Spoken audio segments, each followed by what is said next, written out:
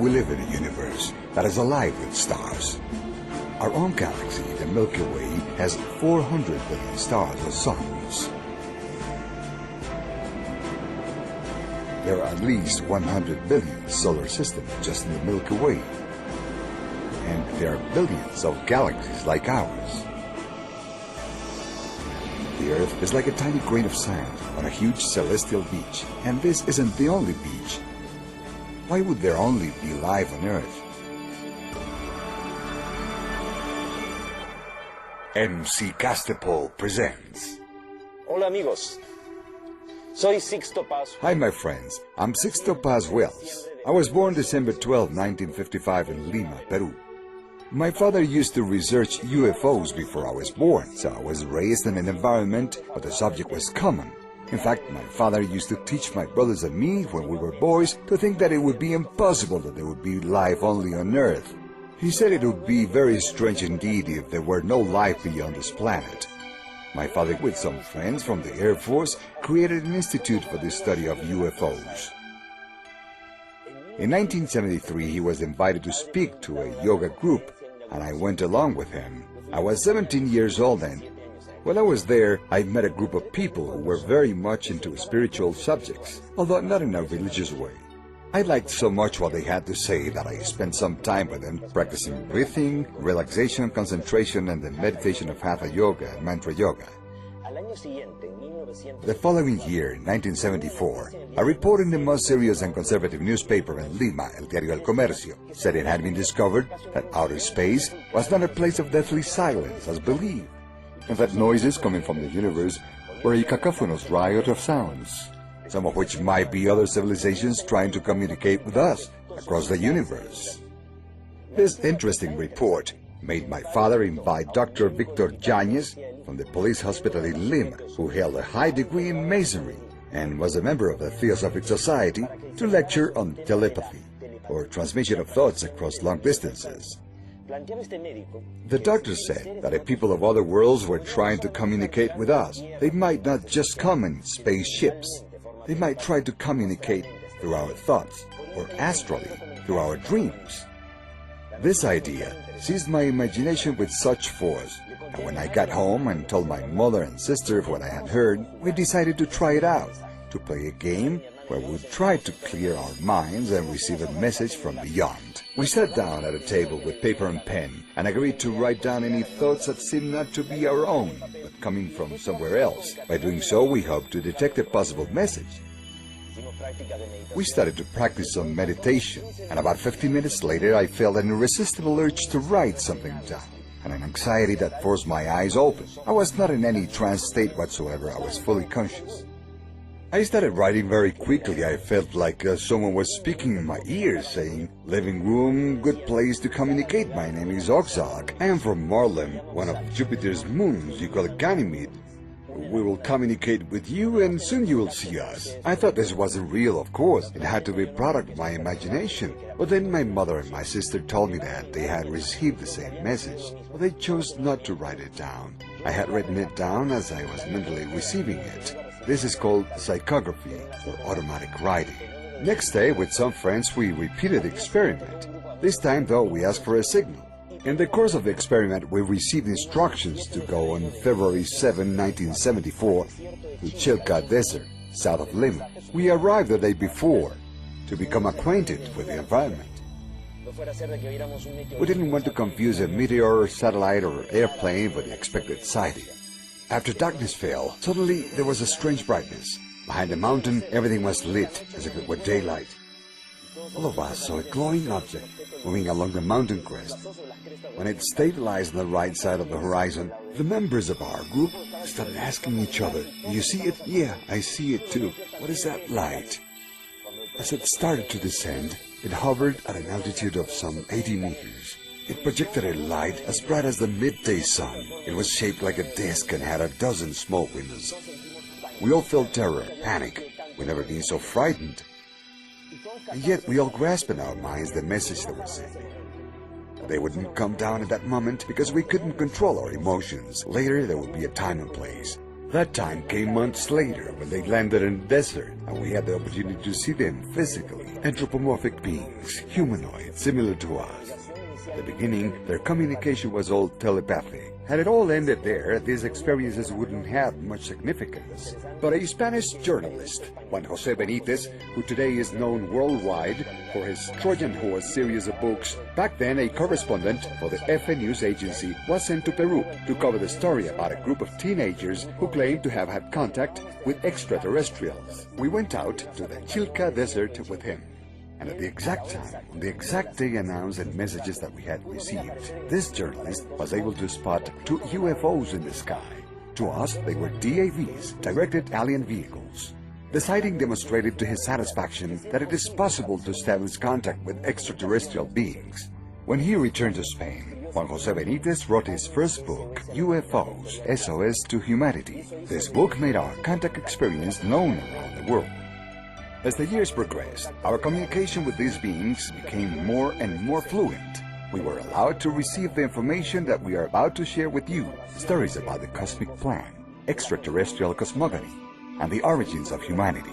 It is the story of how the human being is the result of extraterrestrial genetic experiments, and how, through our biological history, there has been hybridism and crossbreeding, stellar shipwrecks, colonization, and even deportation of aliens to our world.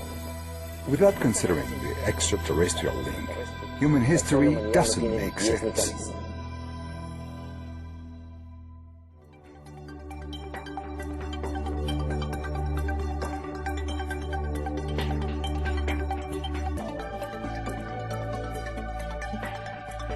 UFOs, our extraterrestrial past, the cosmic plan. In the early 70s, there began to appear in the south of England a series of mysterious patterns imprinted on field grains. These markings were referred to as agroglyphs, or crop circles. They always seemed to appear at harvest time and on grain fields. In the Middle Ages, the same phenomenon in harvest fields was recorded. The patterns appeared, and at the time they were considered to have been made by the devils, by the fairies. They were called fairy circles, and the people were warned that whoever walked inside them ran the risk of disappearing. When these patterns began to show up in the 70s, at first they were simple figures, circles, triangles, and rectangles. When they were just circles, it was first thought it might be a geomagnetic phenomenon, or the result of whirlwinds or small tornadoes. But when the figures started becoming more complex, more beautiful and larger, there was really a compelling interest in investigating them. This interest increased even more when researchers realized that the spikes of grains were folded. They weren't broken. This was not the mark of a person stepping on them or a violent impact. A subtle force had folded the spikes. There was a strange sort of mutation in the crystals of the grains, suggesting that a magnetic force or some type of energy had made the figures. It appeared to be a message from the heavens to us here on Earth. In 1996, at Oliver's Castle, a video was made of some illuminated spheres that began to flutter over the harvest fields, and in fractions of seconds they made an imprint, these same type of figures. On August 17, 2001, alongside the Shield-Bolton radio telescope, there appeared a set of 2 figures, initially a gigantic 3-dimensional face.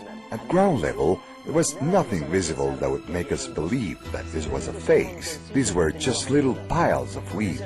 But that face is not unknown. It is identical to the face of Sidonia on Mars, a face that was discovered on a mountain on the surface of that planet.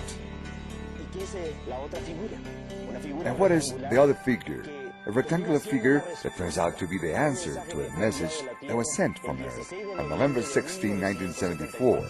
Frank Drake, a friend of Carl Sagan, using the big radio telescope of Arecibo, Puerto Rico, had sent a radio signal to space to M13, the Great Nebula of Hercules, located 24,000 light-years away. He hoped that at some time some intelligent civilization would receive it and would respond. Radio waves travel at the speed of light, almost 300,000 kilometers per second.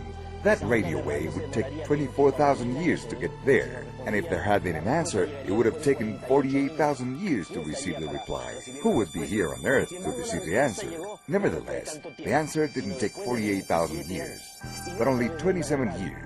And not through radio waves, but through imprints on fields of grain. From the figure, it can be seen clearly that these beings are familiar with the elements of communications that exist here on Earth. In this case, the universal language of numbers, of mathematics. They also knew our components of life. According to the genetic code, there are variations on the father's side. It is mutated or changed. This suggests that they are a sort of transgenic beings, or we are a variation to them. The average height of these beings, at least the ones that appear in this design, is 120 centimeters, small with a big head, like many similar beings that have been observed in different parts of our world. In terms of location in their solar system, counting from their sun, they would be occupying the third and fourth orbits and the moons of the fifth planet. But if we look very carefully, they have 9 planets around their sun, a significant coincidence with our own solar system. Perhaps they are not answering from outside our solar system, but from inside, with bases on Mars, Earth, and the moons of Jupiter. Their means of communications is obviously not a radio telescope. That would be a very primitive form of communication for them. The form, in this case, is the same concentric and tangential circles that appear 1 year before year 2000 at the same place. This shows that in order to communicate with us, these beings had traveled through time and space, through cosmic folds, through interdimensional beings. They could do this because they mastered space and time. The fact that many of these figures appearing in fields in the south of England and in more than 25 countries are related to the latest discoveries of science indicate that there is a follow-up, a supervision of Earth's projects on their part. There appears to be an interest in helping human beings to remember a great deal of information that is already part of our own genetic code. If we were soul in this planet, all we have to do is remember.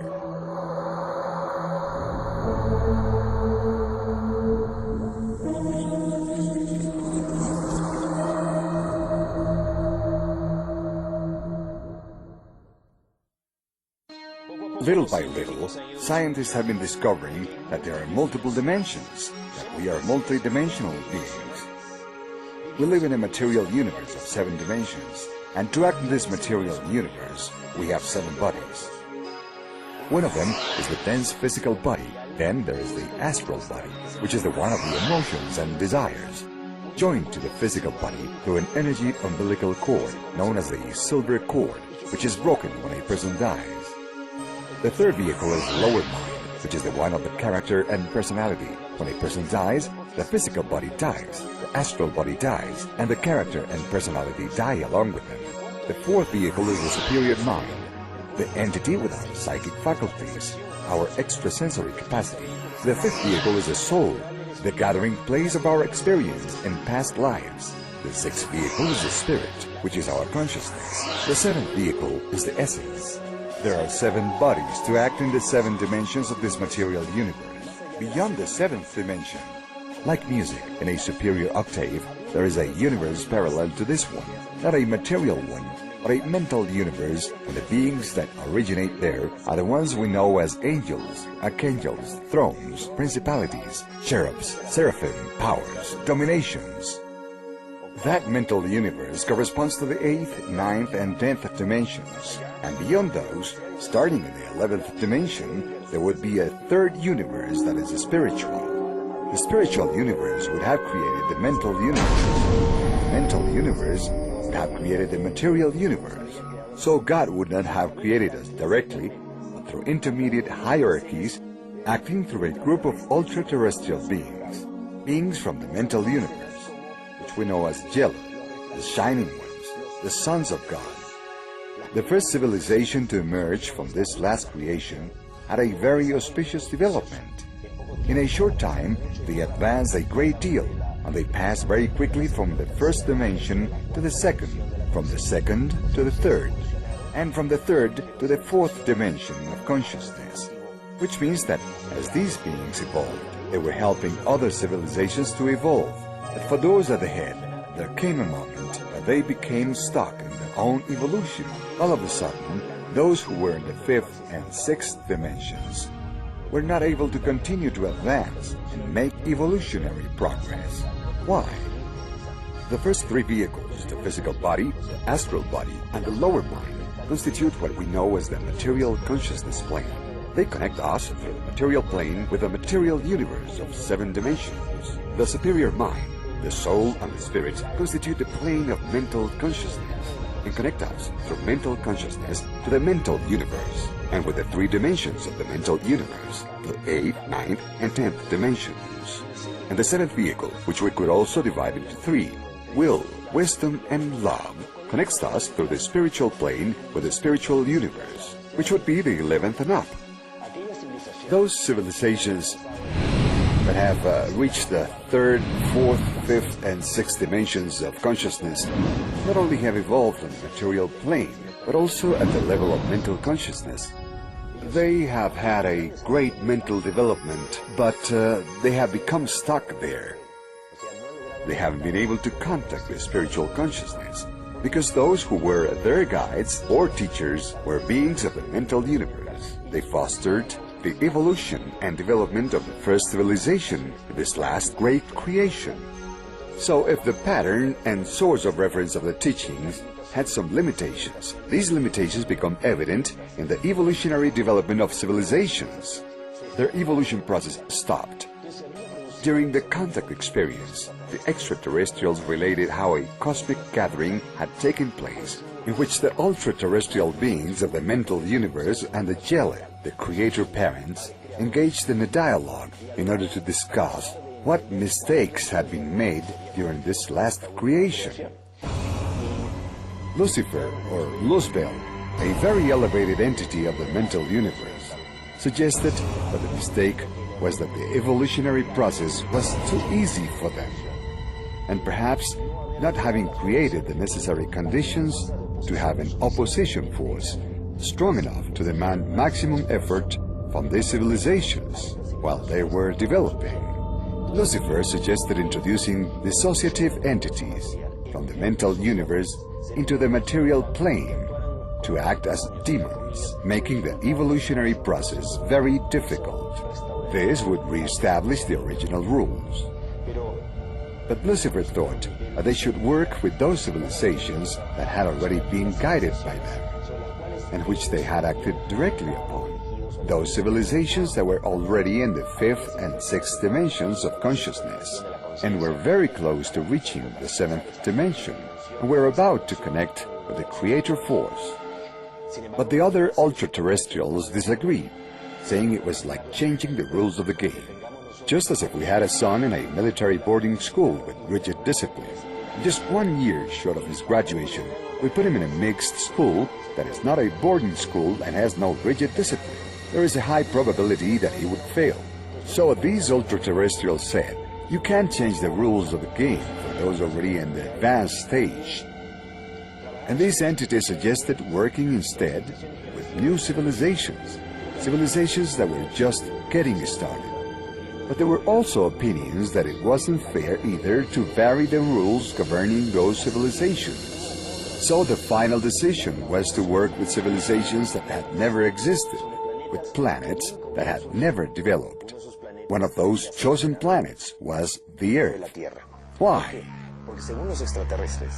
Because according to the extraterrestrials, 1.2 billion years ago, a meteor shower extinguished life on planet Earth.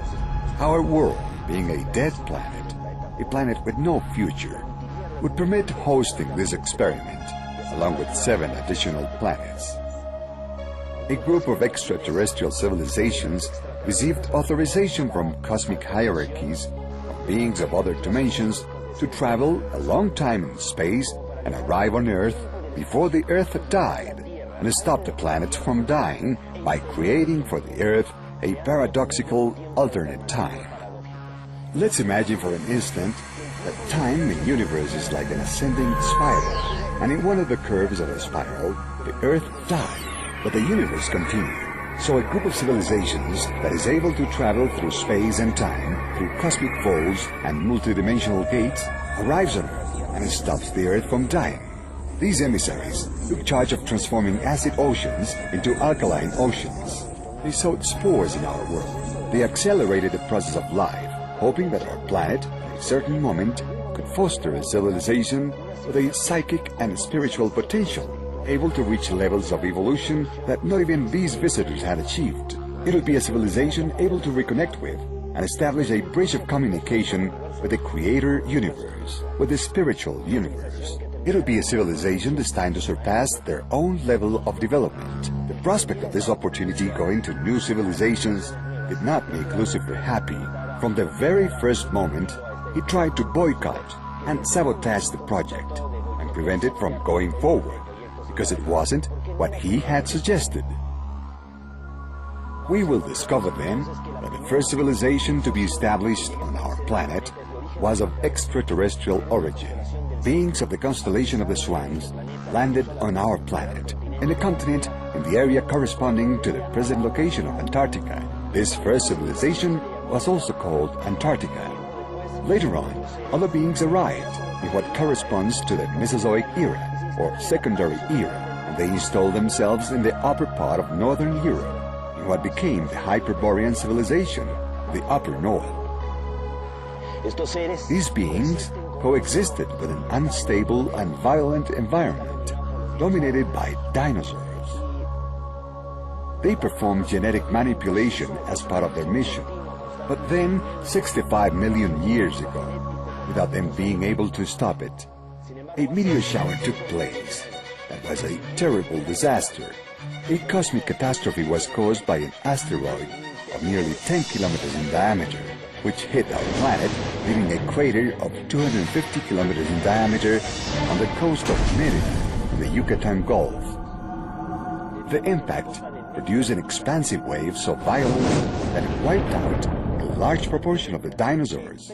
Had not this happened, these creatures would have evolved into an intelligent form of life, and today they would be the ones to rule our planet with their intelligence.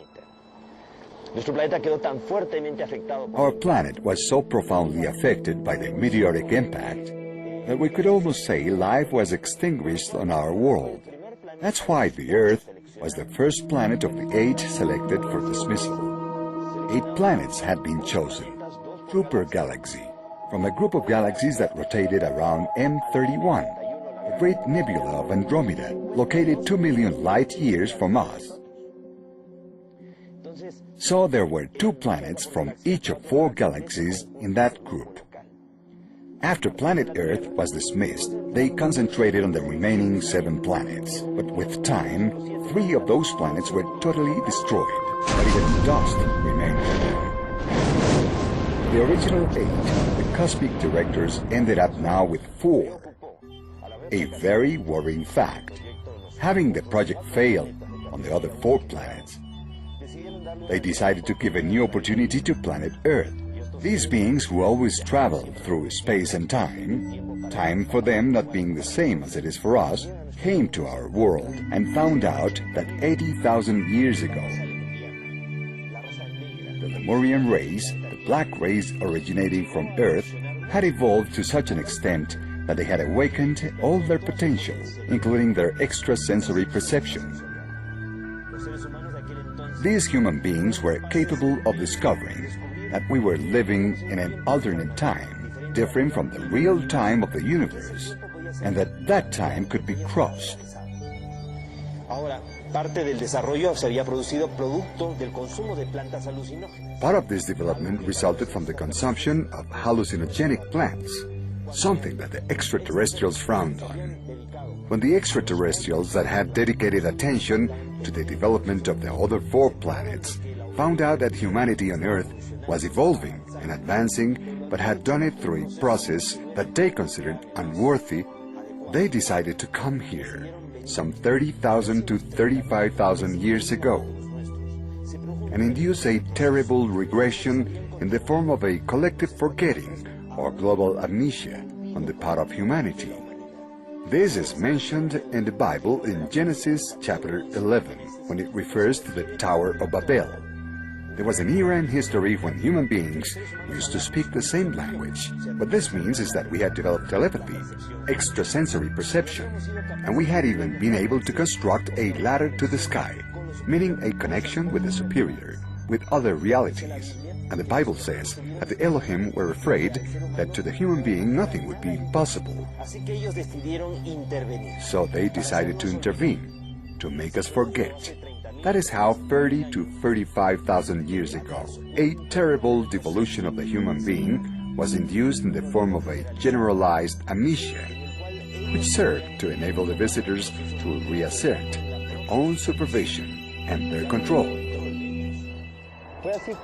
25,000 years ago, the beings of two big civilizations, Orion and Pleiades, were sent by the galactic counselors to intervene on our planet as guardians and sentinels.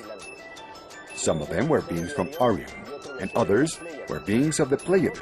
Not all Orions had a humanoid or anthropomorphic appearance. There were ones with reptilian appearance, specifically the chief of the Orions, who was called Satan, an extraterrestrial, not to be confused with Lucifer, who was an ultra-terrestrial.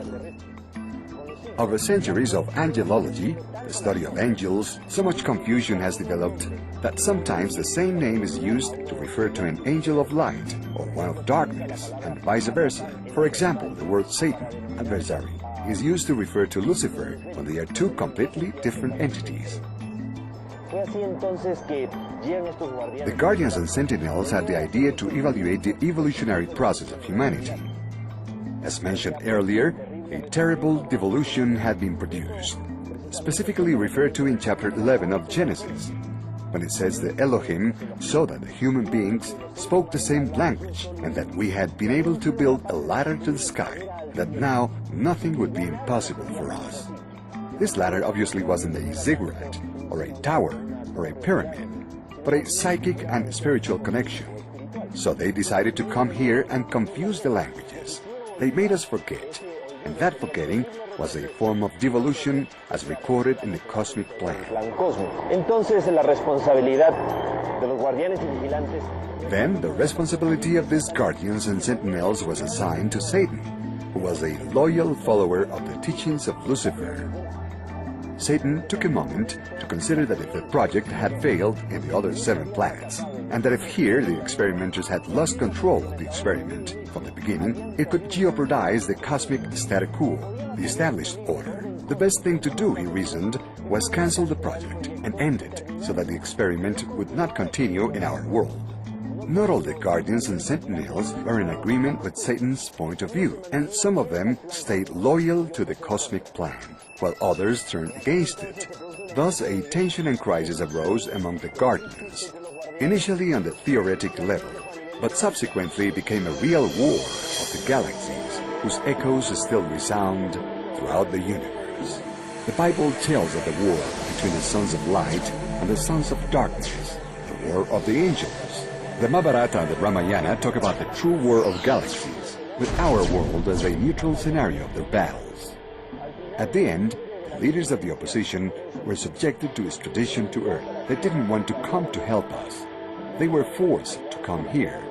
Even though not all the Orions participated with the dissidents, and many of them remained faithful to the cosmic plan, they were replaced by beings of Sitio, a greater clan, who along with the Pleiadians remained as guardians and sentinels.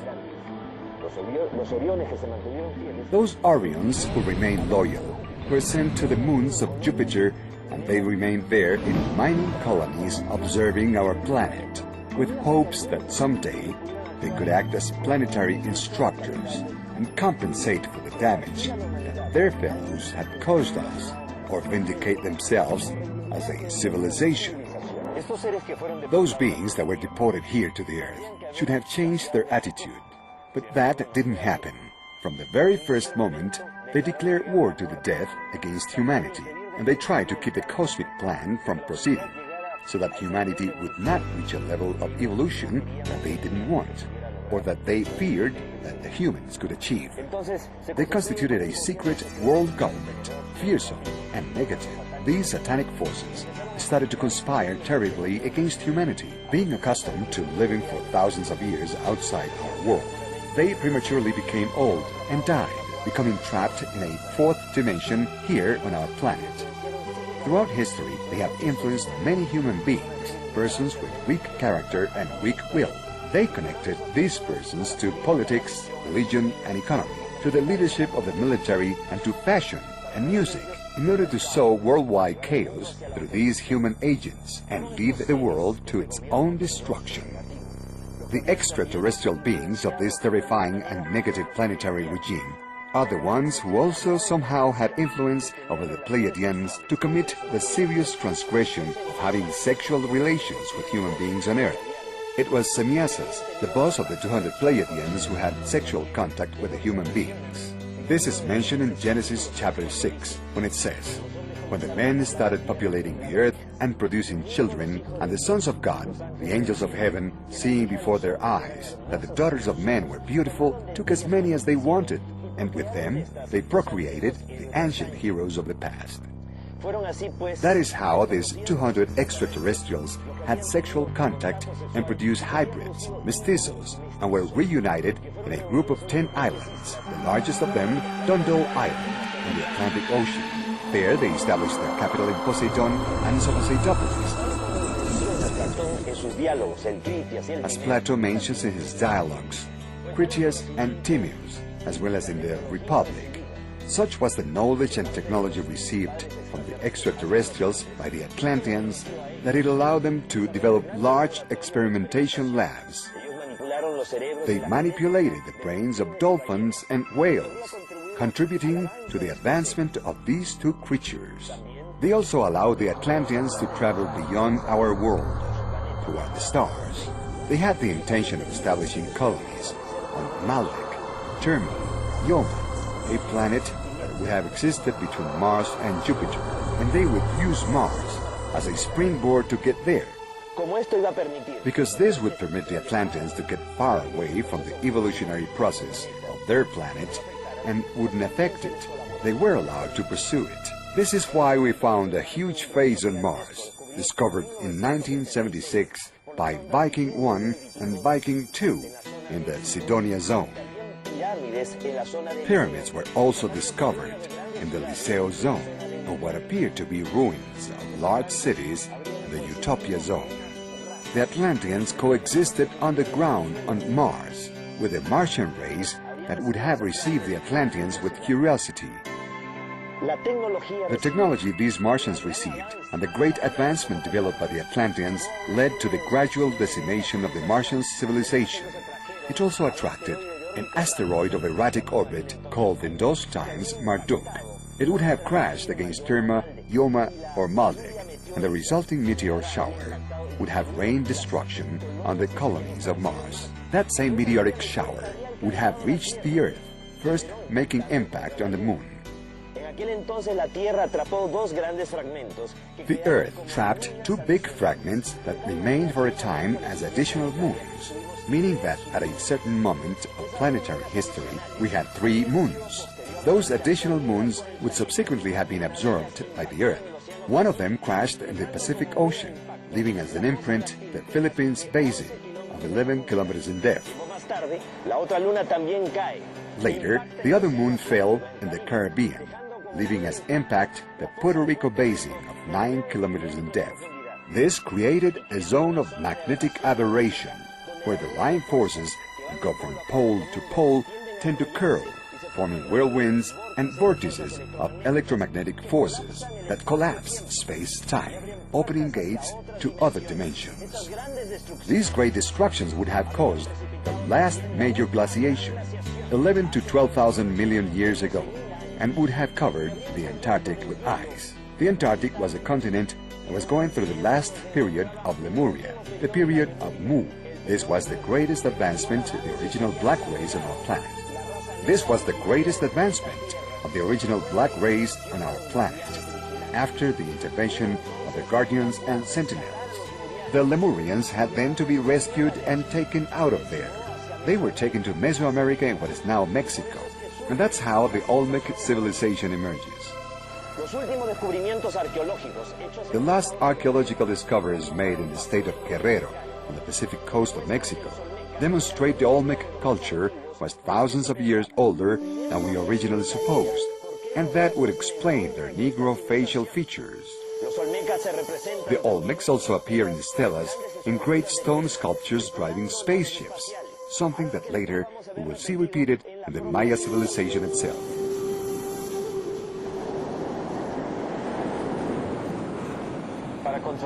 To counteract the nefarious effect of all these negative influences, 32 beings from 32 different civilizations were sent to Earth and landed in the desert of Gobi in Mongolia and founded the mythical Shambhala, the capital of the Dagartha kingdom of the extraterrestrial world. A web of tunnels and galleries was established, where large deposits and files of knowledge of the lost history of humanity reposed, in hopes that someday men of goodwill could have access to such knowledge. We could all awaken our consciousness and remember the mission that has been assigned to us in the cosmic plan. Learn to love and teach others to love. Love in its supreme exaltation, in its essence.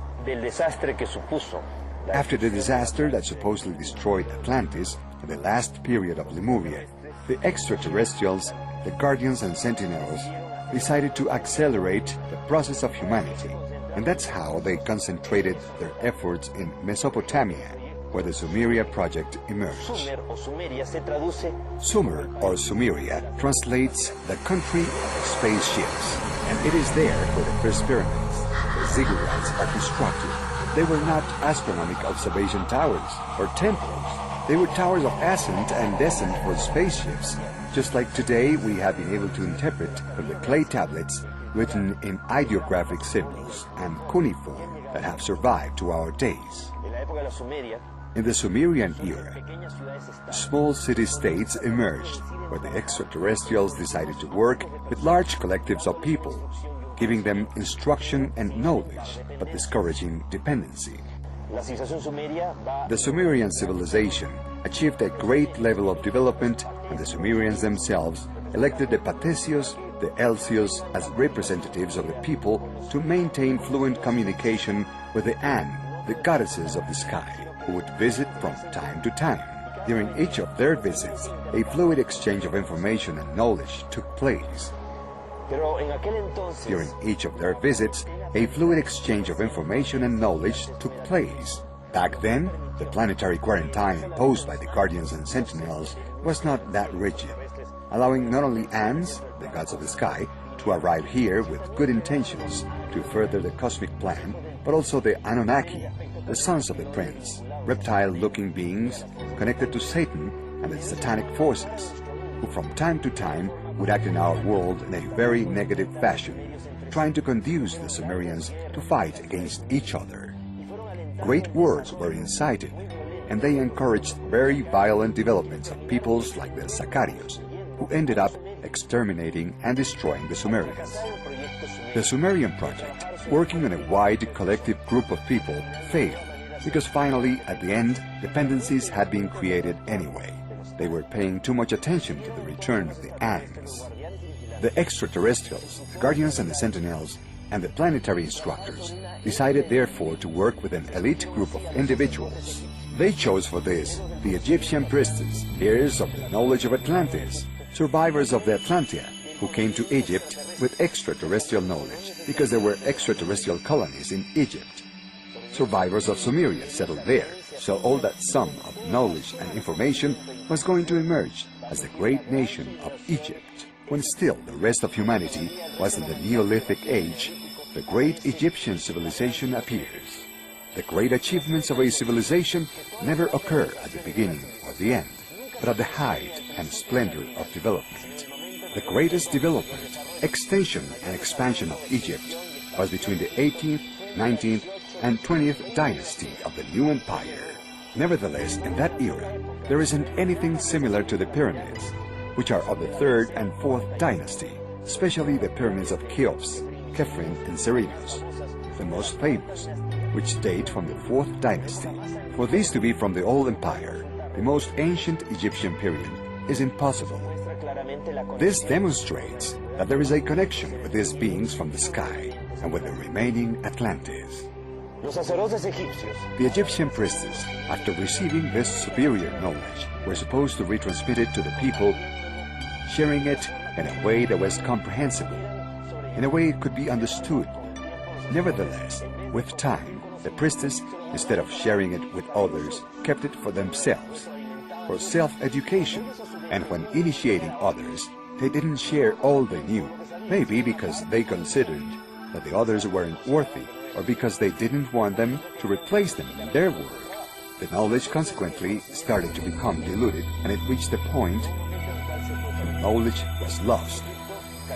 Egypt fell under the influence of these terrifying dark forces that tried to get humanity to forget. So after failing in working with a wide group of people and also with an elite of individuals, it was decided to work with one individual and to program his or her genetics. By chance, the chosen one was Abraham, psychic since birth. He used to easily have telepathic communication with these beings. And what is more, he was such an intelligent man with such broad judgment that he accepted at that time, when there were 1,000 commonly accepted gods, the idea of one single God, muy avanzados. which was a very advanced concept. The idea became to program Abraham's line of descendants, and you can see very clearly that all through the sacred history there is evidence of serious genetic manipulations or interventions of these beings. For example, Abraham was not able to have children with Sarah. Nevertheless, with the help of those from above, they finally had Isaac. Isaac married Rebekah, but Rebekah was not able to have children either. Nevertheless, with the Lord's help, she conceived Jacob and Esau. Jacob married his cousin Leah, and then Rachel, the one who he really loved, but she was sterile too. But with the help of these beings from other worlds, she finally conceived Joseph, he of the premonitory dreams, he of the talent of prophecy, the one who interpreted the Pharaoh's dreams. Samson was the son of sterile parents, Samuel the same. Mary the Virgin was the daughter of Joachim and Anna. They were not able to have children. With intervention from the heavens, Mary is born, creating conditions for the birth of Jesus Christ, who was not an extraterrestrial, but an extraordinary terrestrial.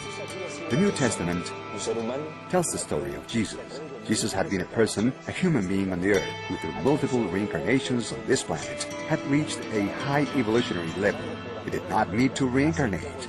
However, out of love for humanity, he accepted his destiny to come back. He prepared himself for his 3 years of public life in such a way that a cosmic symbiosis took place in him, a transmigration by which a being from the category of the sons of God, a angelic, a shining one of the creator parents named Michael, fused with him, coexisted with him during those 3 years, keeping him company in the realization of his great mission. What did this great mission consist of? Specifically to teach humanity that love is the strongest force in the universe, capable of overcoming everything and transforming everything, including overcoming death, understanding love as respect, tolerance, and forgiveness among human beings. The day will come, according to the Apocalypse, that humanity will have access to a certain knowledge that was hidden for ages. When this knowledge emerges, the forces of darkness will become subject to humanity for 1,000 years. At the end of the 1,000 years, which begin on the 22nd of December, year 2012, a new millennium will start. And at the end of that millennium, it is believed that humanity will take the side of the forces of light in a last great battle, the Battle of Armageddon.